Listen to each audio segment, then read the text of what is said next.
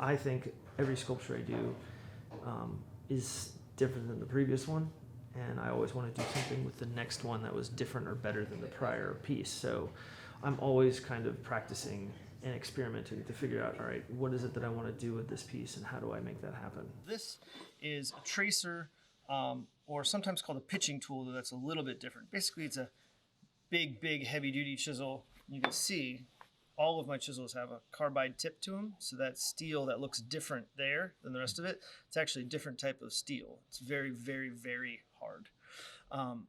But it's brittle, so you wouldn't want to make the whole thing out of it. This is for kind of lopping off big chunks of stone all at once.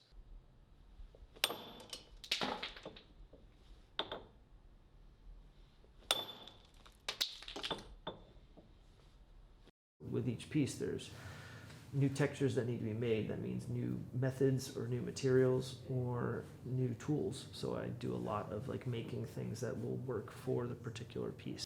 And then I have tooth chisels. So these are here because they have little teeth on them. See, these teeth are pointy, so that's a point tooth chisel, and these guys right here are just flat tooth chisels. They look kind of like the crenellation on a castle, and they just give slightly different textures. A point tooth chisel is basically like a bunch of these, so when it gives a texture, it's blowing the stone apart because it's hitting the stone at each one of these little points and making it go all over the place.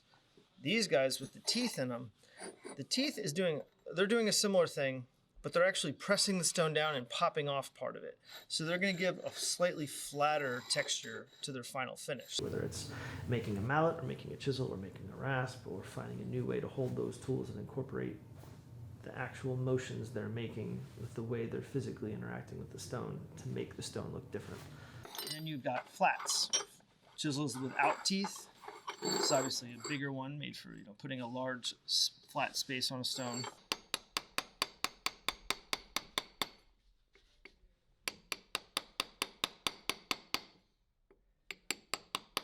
These are flat in that they have no teeth, but they're a little bit of an angle. That's called a skew.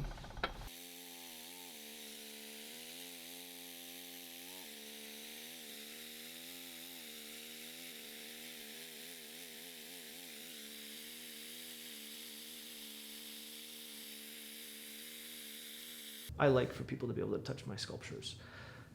Museums don't tend to feel the same way about that, but I think it's a really fundamental part of experiencing the sculptures to actually physically touch it with your hands. Because I know that's a big part of my making of it. So I like for the viewer to not only see it, but also touch the things. They can feel the texture and feel how something so rigid and hard can feel soft.